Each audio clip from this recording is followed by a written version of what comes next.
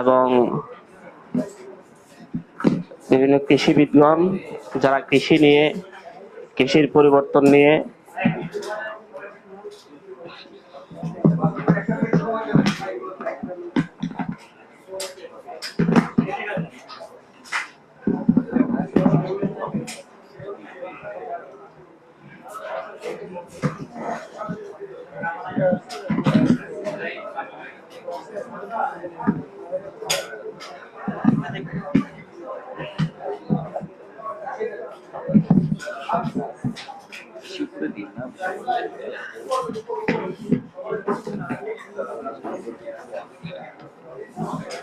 ঠিক আছে, উপরে আছে ভাই, বেশি উপরে গিয়ে না, সাইডে সাইডে দেন।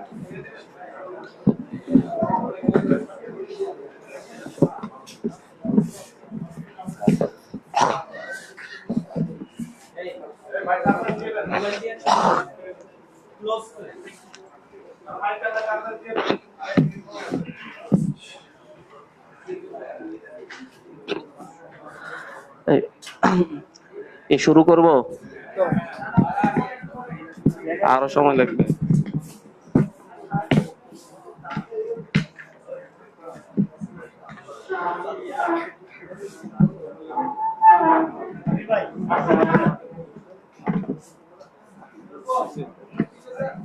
তাহলে কিছুই আসবে না।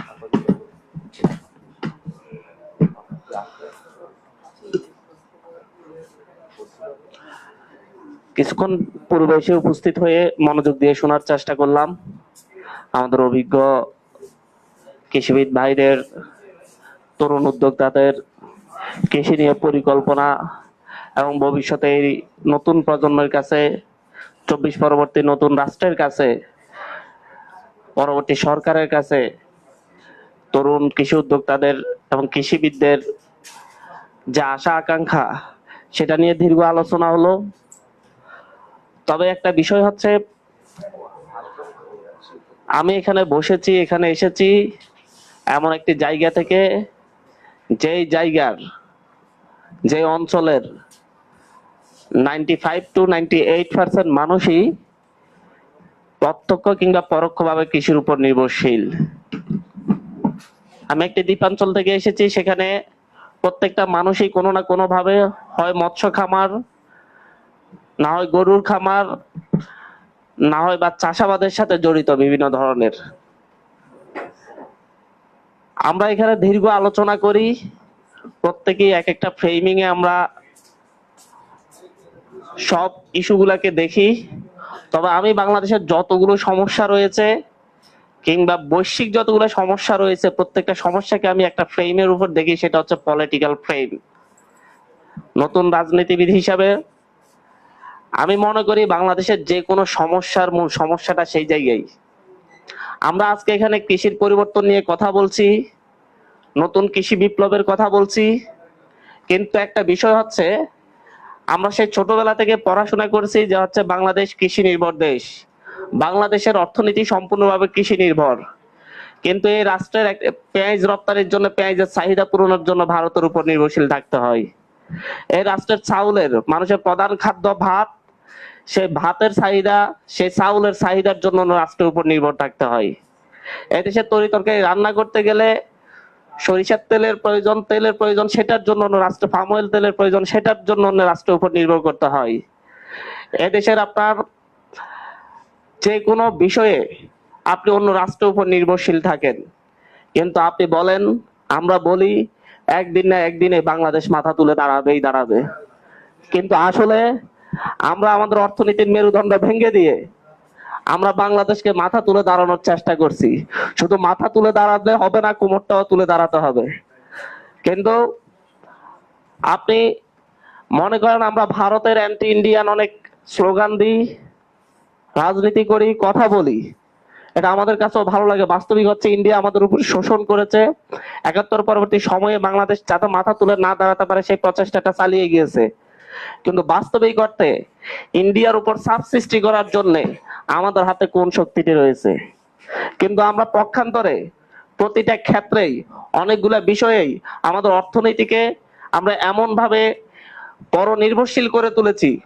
হয় আমরা ইন্ডিয়া নির্ভর, না হয় আমরা ওয়েস্টার্ন নির্ভর, না হয় আমরা ইস্টার্ন নির্ভর। কারো না কারো উপর নির্ভর করে আমাদের অর্থনীতি দাঁড় করাতে হয়। রাজনীতিবিদরা এসে একটি সুন্দরভাবে রাষ্ট্র চালাবে, আমরা এই আশা করি, কিন্তু আমাদের তেলের জন্য নির্ভর করে থাকতে হয় জ্বালানি তেলের জন্য অন্য রাষ্ট্রগুলোর উপর। এবং আমরা যদি আমাদের দেশের স্বার্থের কথা আমরা বলি, তখন তেল রপ্তানি বন্ধ করে দিবে, দেশে তেল আমদানি করা যাবে না, এবং দেশের মানুষ ক্ষুব্ধ হবে, এই চিন্তা করে আর দেশের স্বার্থের কথা বলা যায় না। আমরা চিনি, পেঁয়াজ, চাল, ডাল প্রত্যেকটা ক্ষেত্রে অন্য রাষ্ট্রের উপর নির্ভরশীল। যখনই আমরা মাথা তুলে দাঁড়াতে চাইবো, তখন তারা হচ্ছে আমাদের চাল রপ্তানি, ডাল রপ্তানি, পেঁয়াজ রপ্তানি বন্ধ করে দিবে, যাতে মানুষের উপর একটা ক্ষোভ জন্মায় এবং মানুষ সেই সরকার ব্যবস্থা পরিবর্তনের জন্য লড়াই করে। তো এই জায়গাগুলো আসলে মূলত আমাদের যে সমস্যাগুলা, একেবারে মাঠের ফিল্ডের যে সমস্যাগুলো আমি দেখি, আমি দেখছি যে রাষ্ট্র ব্যবস্থাটাকে এমন ভাবে গড়ে তোলা হয়েছে যাতে করে আমরা কখনো মাথা তুলে দাঁড়াতে না পারি। বাংলাদেশে লক্ষ লক্ষ একর জায়গা রয়েছে, হাজার হাজার একর জায়গা রয়েছে, রেল লাইনের জায়গা, বন বিভাগের জায়গা, আপনার হচ্ছে এক একটা উইং এর জায়গা, মানে বাংলাদেশের এক একটা প্রতিষ্ঠানের জায়গা, যে প্রত্যেকটা জায়গায় হচ্ছে সেখানে চাষাবাদ করার উপযোগী। কিন্তু এটা কি আমরা অবশ্যম্ভাবী করে দিতে পারি না? আইনি ভাবে অবশ্যই যার জায়গা, রেল লাইনের জায়গা হলে রেল কর্তৃপক্ষকে এই জায়গায় চাষাবাদ করতে হবে, খালি জায়গায় এটাকে নির্দিষ্ট করে দেওয়া যায় না? বন বিভাগের জায়গা হলে তাদেরকে চাষাবাদের ব্যবস্থা করতে হবে, তাই কেন খালি থাকবে? কিন্তু সেই রকম কিছু হয় না। পাশাপাশি হচ্ছে আমরা এই রাষ্ট্রের কৃষির উপর, কৃষি উৎপাদনের উপর অনেক ভর্তুকি দেওয়া হয়, সারের উপর ভর্তুকি, কিন্তু সারের ভর্তুকি দিয়ে যেই সার উৎপাদনে খরচ হয় 4,500 টাকা, ইউরিয়া সারের কথা বললাম, 4,500 টাকা খরচ হয়, কিন্তু বাংলাদেশে এটাকে ভর্তুকি দিয়ে রাষ্ট্র সারের মূল্য নির্ধারণ করে 1200 থেকে 1300 টাকায়। প্রত্যেকটা টাকা আমার আপনার ট্যাক্সের টাকা থেকে ভর্তুকি দেওয়া হয়, কিন্তু দেখা যাচ্ছে এই সার বাংলাদেশের সেই প্রশাসনিক ব্যবস্থা ব্যবহার করেই, বাংলাদেশের নিরাপত্তা ব্যবস্থা ব্যবহার করেই লক্ষ লক্ষ মেট্রিক টন সার এই দেশ থেকে মিয়ানমারে রপ্তানি হয়ে যায়, চোরাচালান হয়ে যায়, আমার ট্যাক্সের টাকা আপনার ট্যাক্সের টাকা চলে যায়। এবং এই বছরও বাংলাদেশের দক্ষিণাঞ্চলে ব্যাপক সারের সংকট দেখা গিয়েছে, অথচ যে পরিমাণ সার উৎপাদন করা হয়েছে সেই সার উদ্ধৃত থাকার কথা ছিল। সুতরাং চোল লালন করে, ঘরের ভিতর চোল লালন পালন করে বাইরে গিয়ে ঘর পাহারা দিয়ে লাভ নেই। আমরা যখন হচ্ছে দেশে কৃষি ব্যবস্থার অভূতপূর্ব উন্নয়নের কথা বলি, আমাদের সেখানে পানি নিষ্কাশনের কথা আসে, সেচের কথা আসে, কিন্তু দেখেন বাংলাদেশের যতগুলা খাল রয়েছে তার 60% উপর খালের উপর দোকানপাট, দালান কোটা করে এমন ভাবে এটা আবদ্ধ করে রাখা হয়েছে যাতে করে পানি নিষ্কাশন সম্ভব না, এবং সেচ ব্যবস্থাও কার্যকর হয়ে গিয়েছে। যখন বর্ষার সিজনে যখন চাষ করতে যাবে, তখন সেই বর্ষার সিজনে আমাদের জমিগুলাতে, এমনকি আমি আমার দ্বীপের কথা বলছি, আমি যে দ্বীপে বসবাস করি সেই দ্বীপের জমিগুলাতে পর্যন্ত, মাজা পর্যন্ত, গলা পর্যন্ত পানি থাকে, কৃষি উৎপাদন ব্যাহত হয়। যেখানে সবচেয়ে বেশি খাল আছে, সেই প্রত্যেকটা খালের উপর পানি যাতে নামতে না পারে, বৃষ্টি পানি, একেবারে প্রত্যেকটা খালের উপর দোকানপাট করা। এখন বলেন এই দোকানপাট উদ্ধার করে, দোকানপাট থেকে ভেঙে খাল উদ্ধারের যদি কোনো পরিকল্পনা নেওয়া হয়, বাংলাদেশে একটা গৃহযুদ্ধ লেগে যাবে।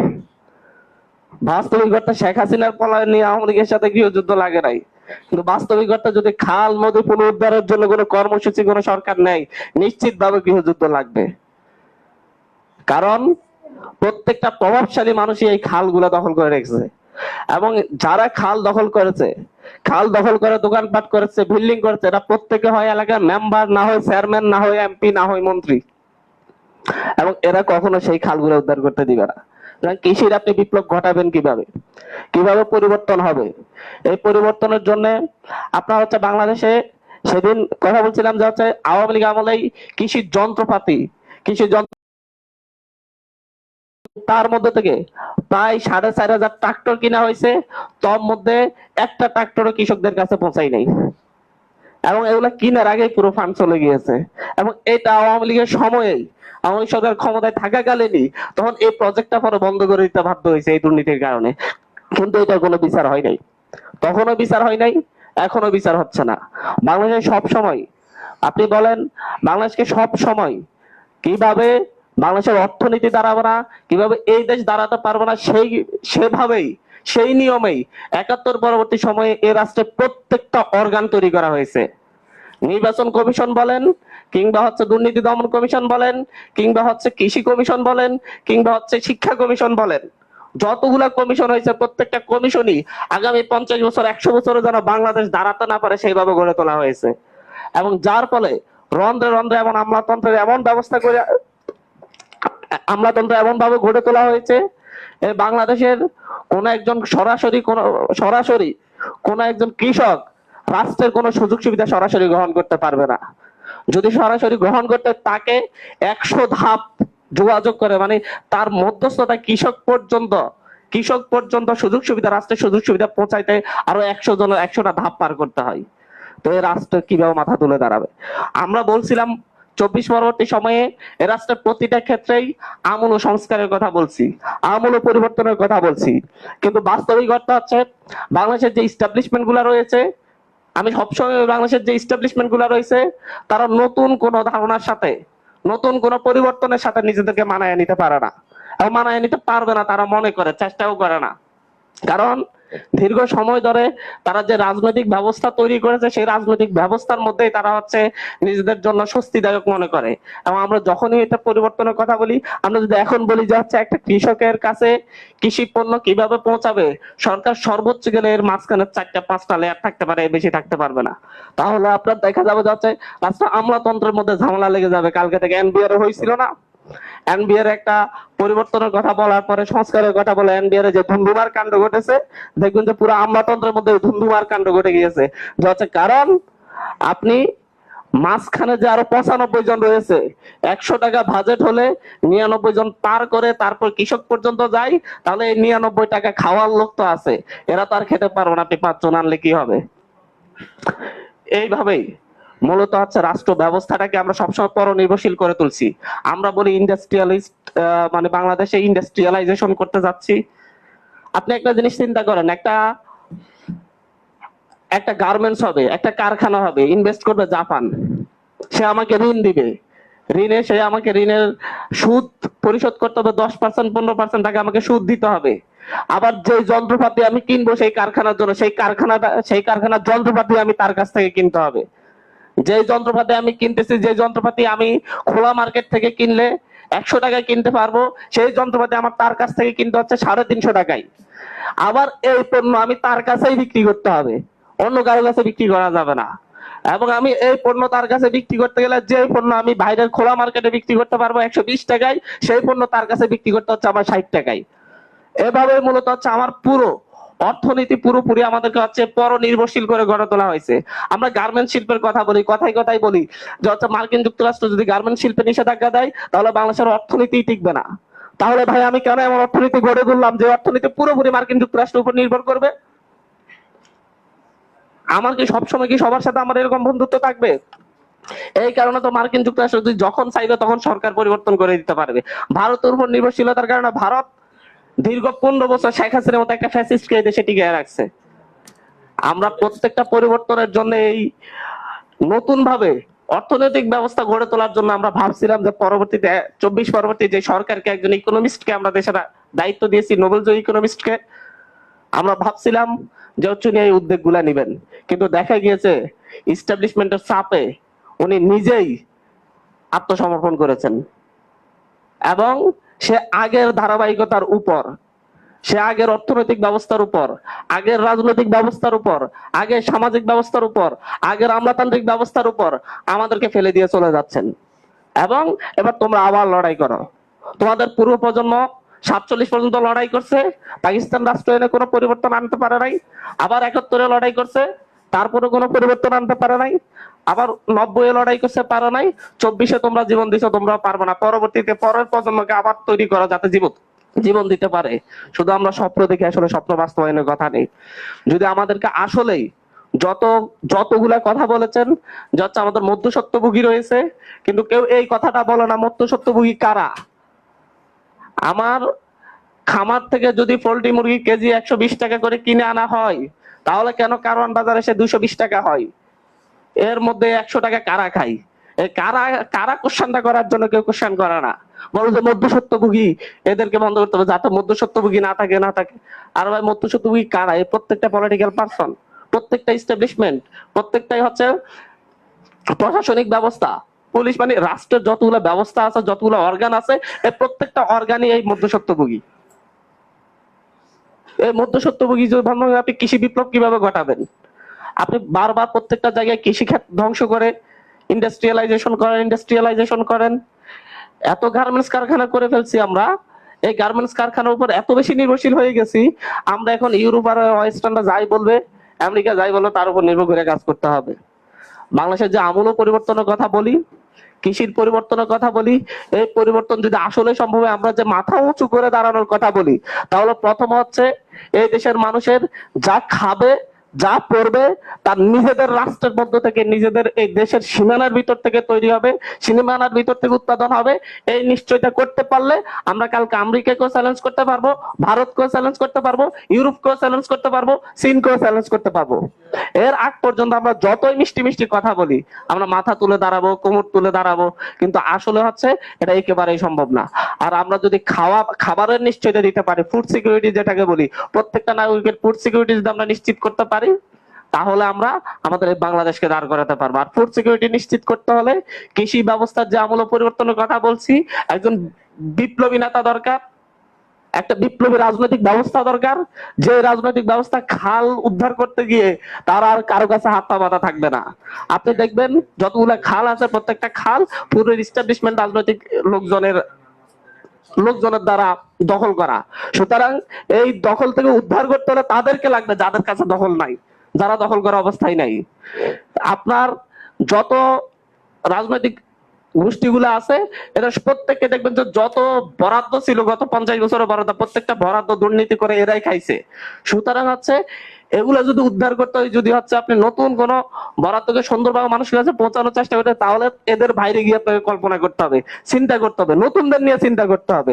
আপনি নতুনদের নিয়ে চিন্তা করতে না পারলে আসলে পরিবর্তন করতে পারবেন না। বাকি সব ফাঁকা বলি, আইসা শুধুমাত্র গোল টেবিল বৈঠকে আমরা আলোচনা করব, প্রেস ক্লাবে আলোচনা হবে, বিএডিসি তে আলোচনা হবে, বিআরসি তে আলোচনা হবে, ন্যাব আলোচনা করবে, ক্যাব আলোচনা করবে, মানে প্রত্যেকটা শুধু আলোচনাই হবে, কিন্তু সমাধান কিচ্ছু হবে না। সমাধানের জন্য দরকার নতুন বৈপ্লবিক রাজনৈতিক পরিবর্তন। বৈপ্লবিক রাজনৈতিক পরিবর্তন হলে কৃষির পরিবর্তন হবে, এবং কৃষির পরিবর্তন হলে এই দেশ মাথা উঁচু করে দাঁড়াতে পারবে। এতে করে ফুড সিকিউরিটি নিশ্চিত হলে, যেই রাষ্ট্রে ফুড সিকিউরিটি নিশ্চিত করতে পারে রাষ্ট্রের সরকার, সেই রাষ্ট্রে মাথা তুলে দাঁড়ায়, আর কোন রাষ্ট্র মাথা তুলে দাঁড়াতে পারে না। ধন্যবাদ। আসসালামু আলাইকুম।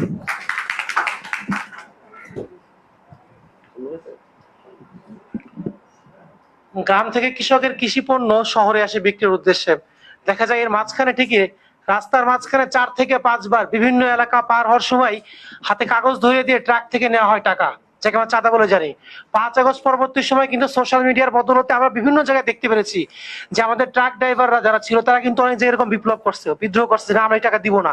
কিন্তু একটা সময় কিন্তু তাদেরকেও কিন্তু ওই শ্রমজীবী মানুষকেও কিন্তু হার মানতে হয়েছে। অর্থাৎ দেখা যায় এখানে শ্রমিকটা যেরকম শোষিত হইতেছে আমার সেই গ্রামের কৃষকরা, অথবা আমার যে উদ্যোক্তা যে আসলে ওই পণ্যটাকে শহরে এনে বিক্রি করে একটা ভালো মুনাফা অর্জন করতে যাচ্ছে, সেই উদ্যোক্তা ক্ষতিগ্রস্ত হইতেছে। এই জন্য আসলে আমরা বলি যে আমাদের যে জায়গাগুলো রয়েছে এই যে স্বচ্ছতার দরকার, যার কারণে প্রশাসনিক পরিবর্তন, রাজনৈতিক পরিবর্তন গুলো সবকিছু দরকার, একটা বৈপ্লবিক এবং স্বচ্ছতা দরকার। তো আব্দুল রাহমান মাসুদ ভাইকে ধন্যবাদ এত সুন্দরভাবে বিষয়গুলো আমাদের সামনে তুলে ধরার জন্য। এই পর্যায়ে আমি জাতীয় নাগরিক পার্টি এনসিপির সিনিয়র যুগ্ম আহ্বায়ক সামান্তা শামিনা আপুকে অনুরোধ করবো কিছু বলার জন্য।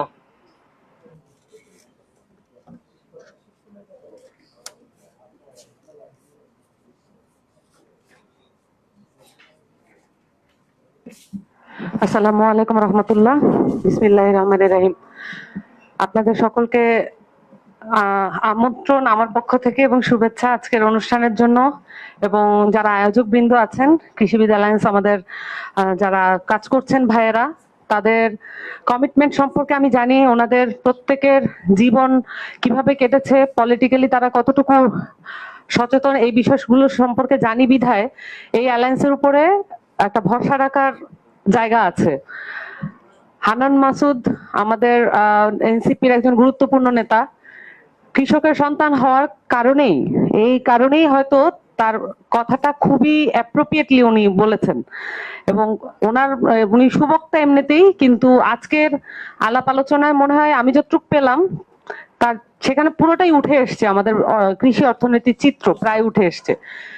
আমাদের কৃষি অর্থনীতি শুধু না, আমাদের অর্থনীতির প্রত্যেকটা জায়গায় এখানে মাফিয়াতন্ত্র, গুন্ডামিতন্ত্র, অর্থনৈতিক অচলাবস্থা তৈরি করার একটা স্পেশাল সিচুয়েশন তৈরি করা হয়েছে। এইটা চলছে গত 53 বছর ধরে, এবং এই যে 53 বছর ধরে এটা চলছে, আমি একটা কথা সবসময় বলি যে আমরা যেন ভুলে না যাই যে আমরা একটা উপনিবেশবাদ বিরোধী লড়াইয়ে এখনো আছি। এখনো আপনাদের যত আইন আছে, আপনারা যেগুলো দিয়ে চলেন দৈনন্দিন জীবনে, এই আইনগুলো এখনো উপনিবেশের, এখনো ব্রিটিশ আমলের, এবং এগুলো আমরা পরিবর্তন করতে পারি নাই বিধায় আমাদের এখনো কোশ্চেন করতে হয় যে সনদে রাষ্ট্রপতি সাইন করবে কি করবে না, এটা কি যৌক্তিক কি অযৌক্তিক। এই যে প্রশ্নগুলো এবং এই সাংবিধানিক সংকটগুলো বারবার উঠে আসে, এটার একটা বড় কারণ হচ্ছে আমাদের যেটা হচ্ছে সামাজিক ভিত্তি। এই সামাজিক ভিত্তির যত আইনত ভিত্তি আছে সেগুলো সবই ব্রিটিশ আমল থেকে প্রাপ্ত। খুব ভালো করে খেয়াল করে দেখেন, ব্রিটিশ আমলে যে শাসকরা আছে তারা যে আইন তৈরি করতো, এই আইনের যে ব্যাকগ্রাউন্ড তাদের মেমোরিতে আছে, তারা প্রজাদেরকে শাসন করবে, প্রজাদেরকে দমন করবে। এইটা হচ্ছে তার প্রত্যেকটা আইনের ব্যাকগ্রাউন্ড। আপনি স্বাধীন দেশে যদি ওই পুলিশ অ্যাক্ট দিয়ে চালান, ওই পেনাল কোড দিয়ে চালান, ওই লেবার ল দিয়ে চালান, ওই ল্যান্ড ল দিয়ে চালান, তাহলে আপনি মোটা দাগে আপনার জনগোষ্ঠীর জন্য হোম গ্রোন, মানে আপনার মাটি থেকে উঠে আসা কোনো আইনের ব্যবস্থা করতে পারেন নাই। আমাদের যে রাজনৈতিক অবস্থা, আমরা আগে সবাই ক্যাম্পাসে রাজনীতি করেছি, এই গণঅভ্যুত্থানের মধ্য দিয়ে যে সুযোগটা এসেছে, এই সুযোগে কিন্তু এই দেশের তরুণরা ক্যাম্পাস থেকে সরাসরি মেইনস্ট্রিম পলিটিক্সে এসছে। এই সুযোগটার কারণেই আমরা একটা বিপুল পরিমাণ পার্থক্য আমরা একসাথে দেখতে পাচ্ছি। কেন? কারণ যদি এখন যারা ছাত্র দল করে, আগে যারা এই যে ছাত্র লীগ ছিল, আবার যারা ছাত্র শিবির আছে, দেখবেন যে তারা ধীরে ধীরে হয়তো একটা পলিটিক্যাল পার্টি ধীরে ধীরে এগিয়ে যায়, তাতে করে এই যে রাজনৈতিক অভ্যস্ততা তাদের তৈরি হয়। যে আমাদের দলগুলো আসলে পারফরমেটিভ পলিটিক্স করে, তো দেখা যায় যে তাদের যে পারফরমেন্স, এইটা করলে আসলে একটা পোস্ট পাওয়া যাবে, এই কারণে তারা এই ধরনের কালচারে এবং এই যে আচরণে অভ্যস্ত হয়। এই কারণে তারা দেখা যায় যে তারা নিজেরাও খেয়াল করে না ছাত্র জীবনে তার যে বিপ্লবী অবস্থান ছিল সেটা কবে কবে কালের গহ্বরে এটা মিশে গেছে, এটা সে নিজেও খেয়াল করে না। কিন্তু আমাদের একটা সুযোগ, আমরা কিন্তু একদম ট্রানজিশনটা ড্রাস্টিকলি হয়েছে। এর কারণেই আমরা স্পষ্টতই বুঝতে পারছি যে ক্যাম্পাসের রাজনীতি এবং মেইনস্ট্রিম রাজনীতি, যেটা মানে আমাদের ন্যাশনাল লেভেলে যেটা চলে, সেইটা আসলে কতটা পার্থক্য। এখানে একচ্ছত্র আধিপত্য শুধুমাত্র গুন্ডা মাস্তানদের, দখলদারিত্বের, চাঁদাবাজদের, এবং এতে করে বাংলাদেশের প্রত্যেকটা খাত কিন্তু ক্ষতিগ্রস্ত হচ্ছে। দেখেন, কৃষি নিয়ে কথা বলার জন্য কিন্তু আমরা এখানে যারা শিক্ষিত মানুষজন বসি, আমাদের চেয়ে অনেক বেশি জানেন আমাদের কৃষক ভাইয়েরা, আমাদের কৃষক চাচারা অনেক বেশি তারা জানেন। তারা কিন্তু বাতাসের গতি প্রকৃতি বুঝতে পারেন, শুধুমাত্র তার গায়ে বাতাস লাগলেই, তার গায়ে রোদ লাগলেই কয়টা বাজে এটা বুঝতে পারেন। তারা সূর্য দেখে বলে দিতে পারেন এখন কোন ওয়াক্ত চলছে। এই যে তাদের যে ন্যাচারাল সেন্স, এই ন্যাচারাল সেন্সকে, এই নলেজকে আমরা কখনোই আমাদের পলিটিক্সে জায়গা করে দিতে পারি নাই। এটা পারি নাই কারণ আমরা এখনো মনে করছি যে স্ট্যান্ডার্ড হচ্ছে ইউরোপ, আমরা এখনো মনে করছি স্ট্যান্ডার্ড হচ্ছে আমেরিকা। কিন্তু স্ট্যান্ডার্ড আপনার এশিয়া থেকে আপনার স্ট্যান্ডার্ড দাঁড়া করাতে হবে। হান্নান মাসুদ যেটা বলেছেন, আমি তার কথা সূত্র ধরে বলি, বিপ্লবী রাজনীতি অবশ্যই দরকার। এখন এই জায়গায় আপনি একটু কল্পনা করেন যে বাংলাদেশের ঢাকা যেই আমাদের যে কৃষি পণ্য আসে, বিভিন্ন জায়গা থেকে তো কৃষি পণ্য আসে, নরসিংদী থেকে আসে, মাদারীপুর থেকে আসে, বিভিন্ন জায়গা থেকে কৃষি পণ্য আসছে। যদি এমন হতো যে যে জায়গায় থাকবেন সেই জায়গার খাদ্য আপনাকে ওই জায়গা থেকে উৎপন্ন করতে হবে, ওই জেলা থেকে উৎপন্ন করতে হবে, আপনার ট্রান্সপোর্টেশন কস্ট কমতো নাকি কমতো না? কিন্তু এটা করতে দিবে না ট্রান্সপোর্টেশনের সিন্ডিকেট, এবং এটা মেনটেন করে পলিটিক্যাল পার্টিগুলো। আমাদের একটা সুযোগ আছে, দেখেন আমরা একটা নতুন পলিটিক্যাল পার্টি করেছি, আমরা এখনই সবকিছু আপনাদেরকে জানিয়ে দিতে চাই, এবং এটা আমরা পার্লামেন্ট পর্যন্ত এই কালচারটা নিয়ে যেতে চাই। যদি পার্লামেন্টে আল্লাহ আমাদের সুযোগ দেয় এবং দেশের মানুষ যদি আমাদেরকে ম্যান্ডেট দেয়, এই রাষ্ট্র কাঠামোতে, এই সরকারের ব্যবস্থায় কত রকমের সিন্ডিকেট আছে, কত রকমের বাধা আছে, কত রকমের এই লোকাল গভর্নমেন্টকে মানে শক্তিশালী না করার পিছনে কত রকমের মানে বাধা কাজ করে, এগুলো সবকিছু আমরা বলে দিতে চাই। আমরা এই প্রমিস নিয়ে আসলে পার্লামেন্ট পর্যন্ত, এটা আমাদের পার্সোনাল বা ব্যক্তিগত কোনো লোভ লালসার জায়গা না, বরঞ্চ আমরা একটা দায়িত্ব নিতে চাই। আমরা রাষ্ট্রের ক্ষমতা, এই ক্ষমতা শব্দটা আমরা আর ব্যবহার করতে চাই না। এখন কৃষকদের যে কাজের পরিধি, এবং আপনারা এটাও জানেন যে তাদের সার এবং তাদের যে বীজ, এগুলো নিয়ে বাংলাদেশের কর্পোরেট অলিগার্করা কি পরিমাণ দখলদারিত্ব করেছে এবং এতে করে কত কৃষক আত্মহত্যা করছেন, এটা আপনারা জানেন। কৃষকদের আত্মহত্যা ঠেকাতে হলে আমাদের মতো তরুণ শিক্ষিত যারা, তাদেরকে আসলে কমিটমেন্ট রাখতে হবে যে এই যে যেমন আমার বাবা যদি কৃষক হন, আমি পড়াশোনা শেষ করে বিসিএস চাকরি, এইটার চেয়ে সম্মানজনক যে আমার বাবার জীবনটা যার যার কারণে ক্ষতিগ্রস্ত হয়েছে, সেই কমিটমেন্ট যেন আমি রাষ্ট্রের পদক্ষেপে রাখতে পারি। যে কোনো জায়গায় আমি যেই চাকরিটাই করি না কেন, তার মধ্যে যেন আমার রুট, শিকড়ের এই এই বিষয়টা যাতে উঠে আসে। সো আমার কাছে মনে হয় যে কখনোই কৃষিকে আলাদা খাত হিসেবে বিবেচনা করা যাবে না। আমরা মনে করি যে রাজনীতির পুরো বিষয়টাকেই, রাজনীতির যে পুরো মহলটা আছে, পুরো যে সোসাইটিটা আছে রাজনৈতিকভাবে, যারা গুটি কয়েক অল্প কিছু মানুষ যারা পুরো বাংলাদেশের রাজনীতি ইন্টারন্যাশনাল মাপে এটাকে ছাঁচে ফেলতে চান, বরঞ্চ আমরা চাই বাংলাদেশের যে ল্যান্ড থেকে উৎসারিত আইন, ল্যান্ড থেকে উৎসারিত যে কনসেপ্ট, এবং আমরা চাই যে বাংলাদেশের কৃষকরা আমাদের যে জাতীয় সংসদ সেখানে জায়গা করে নিতে পারুক। বরঞ্চ আমরা দেখছি রাজনৈতিক দলগুলো সেই তথাকথিত চাঁদাবাজ, দুর্নীতিবাজ, দখলদারিত্ব, খুনি এবং তাদেরকেই প্রার্থী তালিকায় জায়গা করে দিচ্ছে।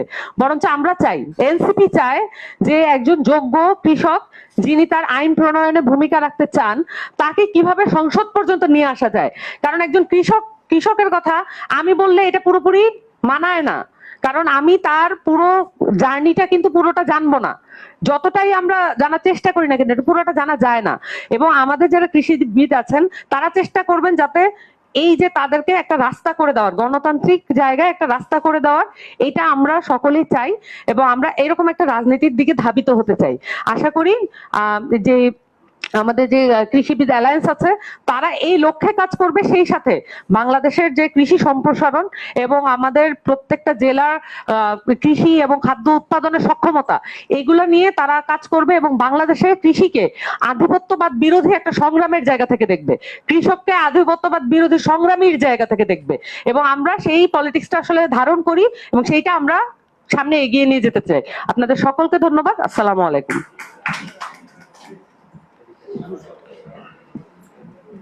ব্রিটিশরা যখন বাংলাদেশকে বা এই অঞ্চলটাকে শাসন করত, তারা ছিল শাসক, তাদের ছিল কিছু প্রশাসক অর্থাৎ জমিদাররা। পরবর্তীতে দেখা যায় যে এই ব্যবস্থাপনাটাই, অর্থাৎ তাদের যে আইন বা নিয়ম কানুন গুলো এখনো অনেক কিছু বাংলাদেশে এক্সিস্ট করে, সেই আইনগুলাই রয়েছে এবং এখনো সেই শাসকের জায়গায় গেছে অনেক পলিটিশিয়ানরা এবং সেই প্রশাসকের জায়গাতে রয়েছে প্রশাসকরা, অর্থাৎ তারা মিলে মিশে যারা যাই জনগণকে শোষণ করে। সেই ব্যবস্থাটা কিন্তু এখনো বিদ্যমান রয়েছে। যেই ক্ষমতায় যাই আমরা বলি, যেই যাই ক্ষমতায় সে হয়ে যাচ্ছে রাবণ। অর্থাৎ ঠিক এই পরিবর্তন আমরা দেখছি, নতুন একটি পরিবর্তন। আমরা যদি রাষ্ট্র কাঠামো পরিবর্তন করতে না পারি তবে সেই পরিবর্তনটা আসবে না। সেই রাষ্ট্র কাঠামোর সংস্কার বা পরিবর্তনের ডাক নিয়ে কিন্তু আজকে জাতীয় নাগরিক পার্টি এনসিপি এসেছে, then National Agriculture Alliance of Bangladesh NAB এসেছে। তো এর ধারাবাহিকতায় এখন আজকে জাতীয় নাগরিক পার্টি এনসিপির বিপ্লবী সদস্য সচিব আখতার হোসেন ভাইকে অনুরোধ করছি কিছু কথা বলার জন্য। আসসালামু আলাইকুম। জাতীয় কৃষিবিদ অ্যালায়েন্স কর্তৃক আয়োজিত আজকের এই আলোচনা সভায় উপস্থিত জাতীয় নাগরিক পার্টি এনসিপির বিভিন্ন পর্যায়ের নেতাকর্মী, জাতীয় কৃষিবিদ অ্যালায়েন্সের সম্মানিত নেতাকর্মীবৃন্দ, সাংবাদিকবৃন্দ এবং উপস্থিত শ্রোতা মণ্ডলী এবং প্রিয় দেশবাসী, জাতীয় নাগরিক পার্টি এনসিপির পক্ষ থেকে শুভেচ্ছা গ্রহণ করবেন। আজকের আলোচনার বিষয়বস্তু তরুণ কৃষি উদ্যোক্তা, জাতীয় অর্থনীতির নতুন শক্তি। আজকে যে আলোচনাটা করা হয়েছে এখানে জাতীয় অর্থনীতির নতুন শক্তি হিসেবে বর্ণনা করার ধারাক্রম আমরা যখন দেখি তখন মনে হয় যে আমাদের কৃষি ব্যবস্থাপনা সেটা যে আসলে আমাদের অর্থনীতির শক্তি হওয়ার বদলে কালের অতলে হারিয়ে গেছে, সেই জিনিসটাই আমাদের চোখের সামনে স্পষ্ট হয়ে ধরা পড়ে। কিন্তু বাস্তবতা হলো কৃষি এই পৃথিবীর এবং এই মানব গোষ্ঠীর আদিতম পেশা, এবং মানুষের বেঁচে থাকার রসদ কৃষি থেকেই উৎসারিত হয়। যদি কৃষি, চাষাবাদ এবং কৃষির সাথে সম্পৃক্ত অন্যান্য কর্মযোগ্যগুলো পৃথিবীতে সম্পাদিত না হতো, তাহলে আমরা খেয়ে পড়ে বেঁচে থাকতাম, সেই সম্ভাবনা থাকতো না। বাংলাদেশের অর্থনীতির দিকে তাকালে এদেশের উর্বর জমি, এদেশের খাল, বিল, পুকুর, নদী, প্রত্যেকটা জায়গাতেই কৃষির যে সম্ভাবনার জায়গাটি আছে সেটা আমাদের চোখের সামনে স্পষ্ট হয়ে ওঠে। কিন্তু অত্যন্ত দুর্ভাগ্যের বিষয়, আমাদের কৃষকেরা তারা ফসলের ন্যায্য দাম পান না। আমাদের কৃষি উদ্যোক্তা যারা, তারা নানাবিধভাবে বাধাগ্রস্ত হন, তারা তাদের উদ্যোগকে সফল করতে পারেন না। আমাদের যারা কৃষিবিদরা আছেন, তারা যে পরামর্শগুলো উপস্থাপন করেন, রাষ্ট্রীয় পলিসি যারা নির্ধারণ করেন, তারা আসলে সেই পরামর্শ পলিসিগুলোকে তারা আমলে নেন না। কিন্তু আমরা যদি সমন্বিতভাবে আমাদের কৃষি সেক্টরকে নিয়ে ভাবতে পারতাম, সে বিষয়ে কাজ করতে পারতাম, তাহলে আমাদেররা যেমন খাদ্যে স্বয়ংসম্পূর্ণ হয়ে উঠতে পারতাম, উৎপাদনে স্বয়ংসম্পূর্ণ হয়ে উঠতে পারতাম, তেমনি ভাবে আমাদের অর্থনীতিকেও আমরা এতদিনে সিকিউর করে ফেলতে পারতাম। নানাবিধভাবে বাংলাদেশের মানুষেরা তারা পরনির্ভরশীল হয়ে আছেন। আমাদের কৃষির ক্ষেত্রেও যে দেশের জমিতে কোনো ধরনের পরিচর্যা ছাড়াও একটি গাছ বেড়ে ওঠে, সে দেশের মানুষকেও যদি কৃষি পণ্যের জন্য, খাদ্য শস্যের জন্য কারো উপরে পরনির্ভরশীল থাকতে হয়, সেটা শুধুমাত্র সেই দেশের ব্যবস্থাপনার ঘাটতির কারণে ঘটে থাকে। সেই ব্যবস্থাপনার ঘাটতি থেকে আমরা যেন নিজেদেরকে উত্তরণ ঘটাতে পারি এবং আমাদের স্বনির্ভরতা কৃষি ক্ষেত্রে এবং অন্যান্য সকল ক্ষেত্রে আমরা নিশ্চিত করতে পারি, সেই লক্ষ্য নিয়ে জাতীয় কৃষিবিদ অ্যালায়েন্স তারা কাজ করবেন, বাংলাদেশকে স্বনির্ভর করে গড়ে তুলবেন। আমরা কৃষিতে স্বনির্ভর হব, তার মধ্য দিয়ে খাদ্যে স্বনির্ভর হব, স্বয়ংসম্পূর্ণ হব, এবং এই বাংলাদেশ পরনির্ভরশীলতার জাতাকল থেকে মুক্ত হয়ে আমরা স্বাধীনভাবে আমাদের সিদ্ধান্তগুলো গ্রহণ করতে পারবো। সেই লক্ষ্যকে সাথে নিয়েই বাংলাদেশের সকল মানুষের মুক্তির বার্তাকে মাথায় রেখেই জাতীয় কৃষিবিদ অ্যালায়েন্স কাজ করবে, এই আমাদের প্রত্যাশা। আমরা আজ যখন কৃষক নিয়ে কথা বলছি, তখন বাংলাদেশের রাজনীতির বড় দুইটি দলের অবস্থান আমাদের কাছে খুবই ভয়ঙ্কর ভাবে বিপরীতমুখী অবস্থান আমাদের কাছে উত্থাপিত হয়েছে। দুইটা বড় দল কৃষি পণ্যের ন্যায্য দাম এবং সংস্কারের জন্য গণভোটকে মুখোমুখি দাঁড় করিয়েছে। একটি দল কৃষি পণ্যের ন্যায্য দাম চাওয়ার কথা বলে জনগণের প্রত্যাশিত রাষ্ট্রীয় ব্যবস্থার যে সংস্কার, সেটাকে গৌণ করে ফেলছে। আবার আরেকটি দল আলু না গণভোট স্লোগানের মধ্য দিয়ে আলুর যে ন্যায্য দাম, অর্থাৎ কৃষি পণ্যের ন্যায্য দাম যে কৃষকেরা পাচ্ছেন না, সেটাকে তারা গৌণ করে ফেলছেন। কিন্তু বাংলাদেশের বর্তমান বাস্তবতায় কৃষি পণ্যের ন্যায্য দাম এবং সংস্কারের জন্য গণভোট দুটাই একই সঙ্গে সমান্তরালে গুরুত্বপূর্ণ। আমরা জাতীয় নাগরিক পার্টি এনসিপি আমরা বিশ্বাস করি, এই বাংলাদেশ রাষ্ট্রযন্ত্রকে আমরা যদি সংস্কার করতে না পারি, তাহলে আমরা কৃষকের ন্যায্য মূল্য আমরা অর্জন করতে পারবো না। যদি এই বাংলাদেশটা এক ব্যক্তির কাছে, একটা দলের কাছে কবজায় থেকে যায় এবং পুরনো সমস্ত কলকবজা, পুরনো সমস্ত ব্যবস্থাপনায় বাংলাদেশে টিকে থাকে, তাহলে বাংলাদেশের কোনো মানুষের মুক্তি সম্ভব না, কৃষকের মুক্তি সম্ভব না।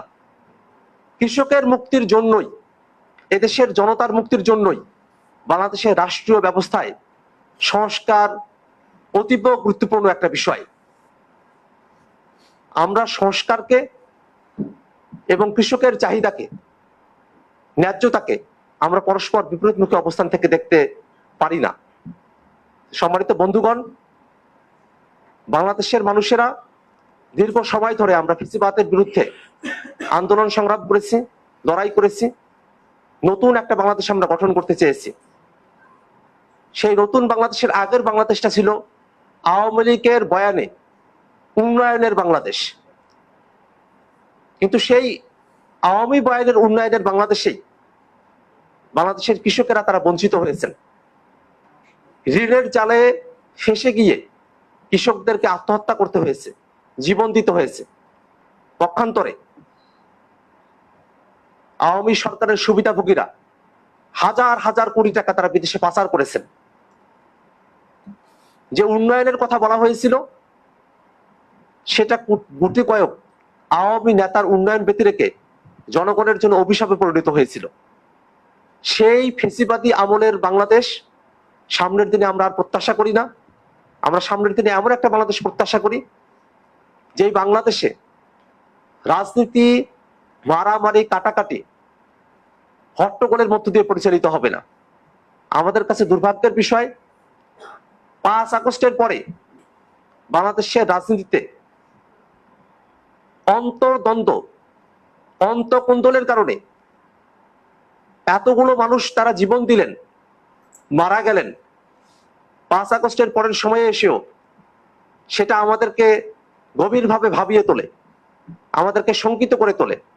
আমরা এই বাংলাদেশ চাই না।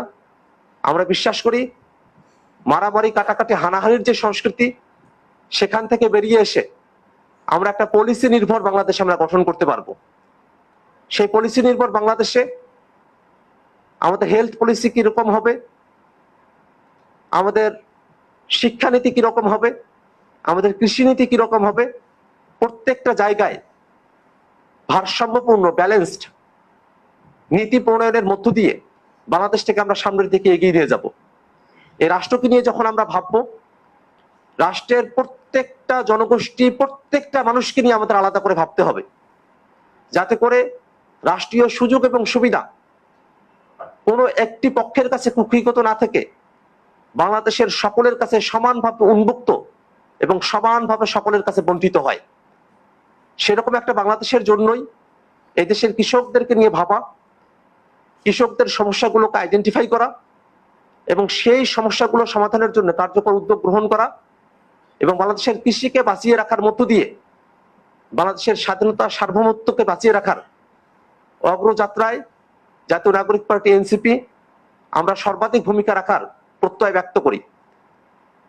একই সাথে বর্তমান বাংলাদেশের রাজনীতিতে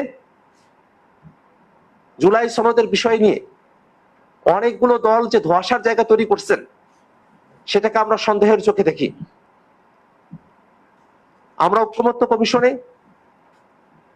জুলাই সনদ বাস্তবায়ন আদেশ, গণভোট এবং পরবর্তী সংসদকে দ্বিতীয় ক্ষমতা প্রদানের মধ্য দিয়ে সংবিধানের মৌলিক সংস্কারগুলোকে অন্তর্ভুক্ত করার বিষয়ে আমরা মোটা দাগে একমত হয়েছি।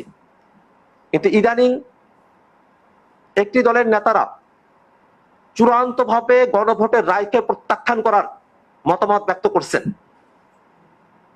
তারা গণভোটে না দেওয়ার জন্য ক্যাম্পেইন করেছেন, কিন্তু বাংলাদেশের জনগণ সেটাকে প্রত্যাখ্যান করেছে। তারা সেই ক্যাম্পেইন থেকে তারা সরে আসতে তারা বাধ্য হয়েছেন। কিন্তু তারপরেও এখনো পর্যন্ত তারা বাংলাদেশের জনগণের রায়কে শ্রদ্ধা দেখাবেন, সেই ধরনের কোনো মতিগতি আমরা সেই রাজনৈতিক দলের মধ্যে প্রত্যক্ষ করছি না। গণভোটের রায় বাধ্যতামূলক হবে কিনা, গণভোটের রায়ের মধ্য দিয়ে সংবিধানের সংশোধনী আনা যাবে কিনা, সে প্রশ্ন যারা করছেন তারা কিন্তু শিক্ষিত মানুষ। তারা এটাও জানেন যে পৃথিবীর অনেক দেশে সংবিধান প্রণয়নের পর পর গণভোটের মধ্য দিয়ে সেই সংবিধানকেই পাশ হতে হয়। যদি সেই গণভোটে সংবিধান পাশ না হয়, তাহলে সেটা সংবিধান হিসেবেই গৃহীত হয় না। সেক্ষেত্রে 24-এর অভ্যুত্থানে ছাত্র জনতার জীবন দেওয়ার মধ্য দিয়ে জনগণ তাদের যে সার্বভৌম অভিপ্রায়ের অভিব্যক্তির প্রকাশ ঘটিয়েছে, সেটাকে ধারণ করে যে গণভোট অনুষ্ঠিত হবে, সেই গণভোটের ফলাফল বাধ্যতামূলকভাবে মানতে যারা অস্বীকৃতি জ্ঞাপন করছে, তারা প্রকারান্তরে জনরায়কে, জনগণের ম্যান্ডেটকে তারা প্রত্যাখ্যান করছে। এবং যারা জনগণের ম্যান্ডেটকে প্রত্যাখ্যান করবে, বাংলাদেশের জনগণও তাদেরকে প্রত্যাখ্যান করবে। আমরা স্পষ্টভাবে অন্তর্বর্তীকালীন সরকারের কাছে আহ্বান জানাতে চাই, জুলাই জাতীয় সনদ